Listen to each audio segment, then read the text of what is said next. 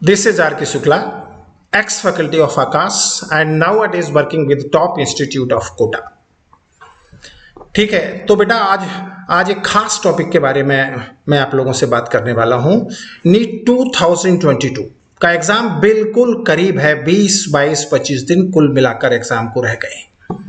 तो ऐसे में क्या करना चाहिए, बायोलॉजी के कंसर्न में मैं आपसे बात करने वाला हूं। ऐसे में क्या करना चाहिए, बेस्ट स्ट्रेटेजी ऐसे में क्या होना चाहिए, और अगर कुछ टॉपिक आपके कमजोर हैं तो उन पर कैसे करना चाहिए, क्या क्या तैयार करना चाहिए। अगर आपकी तैयारी सभी टॉपिक में अच्छी है और बार बार आपने रिवीजन भी किया है तो आपको उन्हीं टॉपिक को फिर से तैयार करना चाहिए और उन्हीं पर आपको फिर से फोकस करना चाहिए। अगर आपने टॉपिक को तैयार भी अच्छे से किया है और आपका रिवीजन भी अच्छी तरह से, तो उन्हीं को आप बार बार तैयारी करें, ये बेस्ट रहेगा। लेकिन मैंने देखा है बहुत सारे केस में बच्चों के कुछ एक टॉपिक ऐसे होते हैं जो कि कमजोर रह जाते हैं और आखिरी टाइम में बच्चों को ऐसे लगता है कि अब कैसे इनको कंप्लीट किया जाए। और बहुत सारे बच्चे जिनको पर्याप्त टाइम नहीं मिल पाता या जो पूरी तरह तैयार नहीं कर पाते, इस समय बहुत ज्यादा घबराहट उन बच्चों को होने लग जाती है।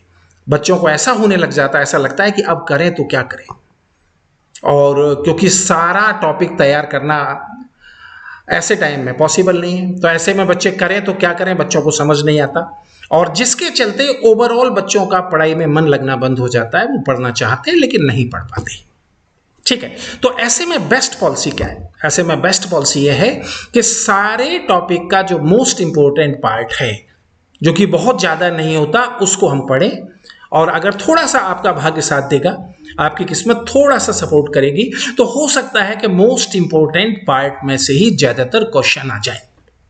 ठीक है, जैसे मैं बात करता हूं अबाउट फिजियोलॉजी। अगर फिजियोलॉजी में से किसी एक टॉपिक को सबसे ज्यादा इंपॉर्टेंट आपको मानना है तो वो निश्चित रूप से एंडोक्राइनोलॉजी। और एंडोक्राइनोलॉजी में भी डिफरेंट हार्मोन, उनका मेन फंक्शन, सारे फंक्शन नहीं, एंडोक्राइनोलॉजी में बहुत सारा फंक्शन होता है, मैं सारे फंक्शन की बात नहीं कर रहा हूं, उनका मेन फंक्शन और उनसे होने वाला disease. Got it my point?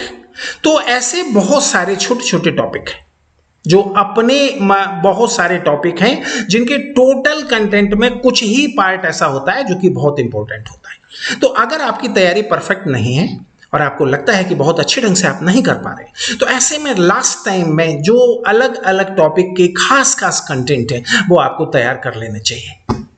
और सारे कंटेंट को तैयार करने की इस समय कोशिश कम से कम नहीं करना चाहिए।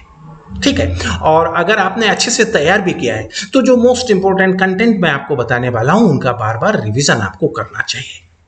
Got it my point? तो हम बात करते हैं, आज मैं जूलॉजी के टॉपिक की बात कर रहा हूं, अगले वीडियो में मैं बॉटनी के टॉपिक की बात करूंगा। तो हम बात कर रहे हैं कौन कौन से टॉपिक हैं जिनको लास्ट टाइम में आपको स्टडी करना चाहिए।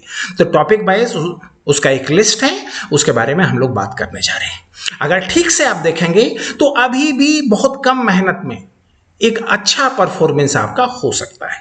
ओके, चलिए देखते हैं।